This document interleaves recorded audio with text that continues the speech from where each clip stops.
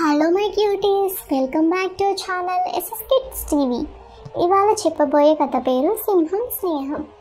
ఒక అడవిలో సింహం నివసించేది. అది చాలా ముసలిదైపోయింది. వేటాడలేక ఆకలితో అలమటించేది. అందుకని తనలాగే ముసలిదైన చిరుతతో స్నేహం చేసింది.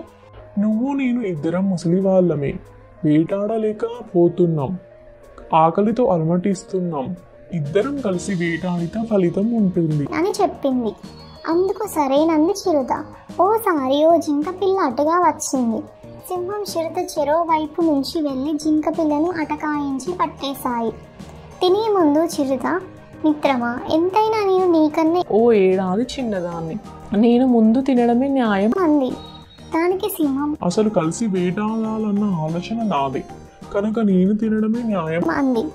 చిరుత అక్కడ ఉన్నదే చిన్న జింక పిల్ల, నువ్వు ముందు తింటే నాకే ముంచుతావు, అంతా తినేస్తావు అని కోప్పడింది. దానికి సింహం లేదు మిత్రమా, ఇలా మాట పోట్లాడుకోవడం సరికాదు అంది. దానికి చిరుత ఎందుకు ఇవ్వాలి, నేను మొత్తం తినేస్తా, ఏం చేసుకుంటావో చేసుకో అంటూ గద్దించింది. సింహానికి మిత్రుడితో గొడవపడడం ఇష్టం లేదు. ఈ తరంగాన్ని మొత్తం చెట్టు చాటు నుంచి ఓ నక్క చూస్తోంది. రెండు ముసలివి ఎంతసేపు కొట్లాడుకుంటాయి, కాసేపటికి అలసిపోయి కూర్చుంటాయి అనుకుంది మనసులో. నిజంగానే ఆ రెండు ఆయాసంతో చెరమ్మూల కూర్చున్నాయి. ఈలోపు నక్క మెల్లగా అక్కడికి వెళ్ళి జింక పిల్లని ఎత్తుకుని పరిగెందుకుంది.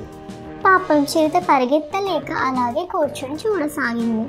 సింహం మాత్రం తన పంజాతో ఒక్కటిచ్చింది. నక్క జింక పిల్లని వదిలి పారిపోయింది. ఆ పిల్లని తీసుకెళ్లి చిరుత ముందు పెట్టింది సింహం. మిత్రమా, మనం గొడవ పడితే మూడో వ్యక్తి లాభం పొందుతాడు. ఇదిగో నువ్వే తిను, నువ్వు మేల్చేది నేను తింటాను అని చెప్పింది.